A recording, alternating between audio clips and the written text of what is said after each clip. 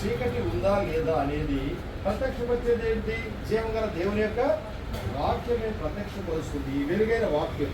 అందుకే అబ్రహాము దేని నుండి ఇప్పుడు వెలుపలికి రావాలని కోరుచున్నాడు? చీకటిలో నుండి వెలుగులోనికి రావడమే దేవుని యొక్క ఉద్దేశం.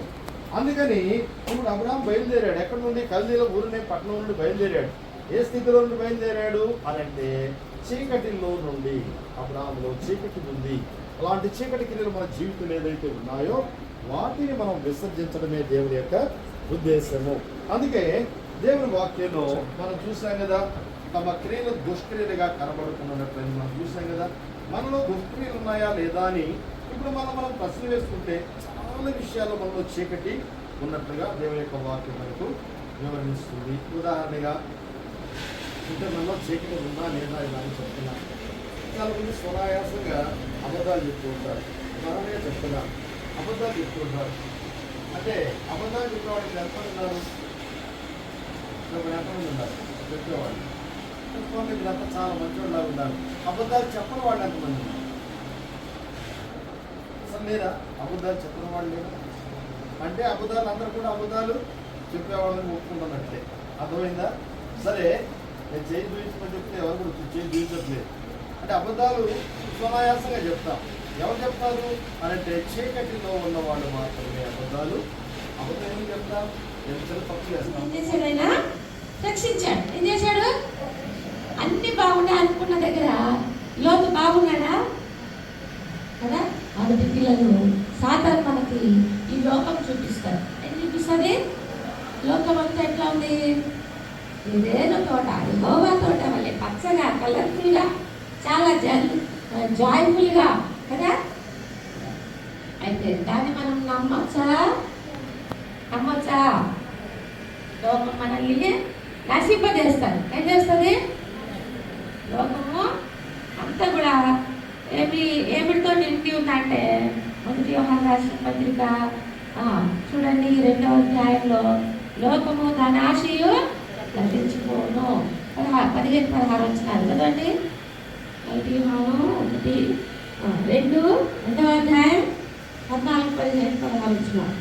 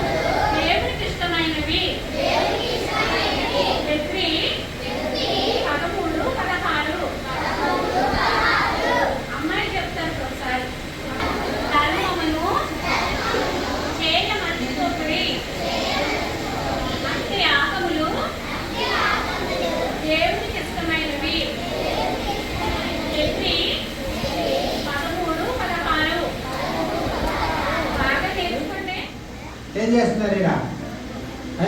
నువ్వు మా ప్రదేశానికి వచ్చి 2 బావులు తోలుతావా? 2 బట్టి నీకు మంచి నీళ్ళే పడ్డే.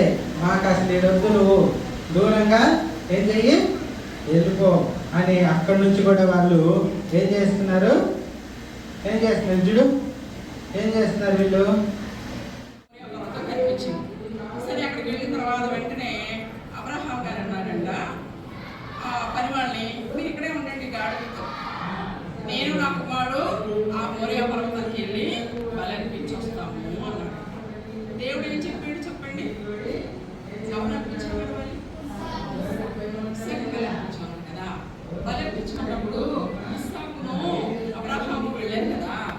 ఒకసారి కొడుకును అర్పించేస్తాడు కదా, అర్పించేసాక తిరిగి ఎవరు వస్తారు?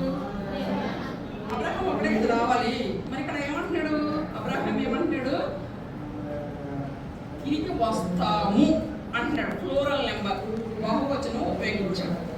ఫ్లోరల్ నెంబర్ సింగిల్ నెంబర్ తెలుసు కదా, చదువుకున్న పిల్లలే కదా, సింగులర్ ఉపయోగించలే, ఫ్లోరల్ ఉపయోగించాడు. ఏంటి? వస్తాము అని చెప్తున్నాడు.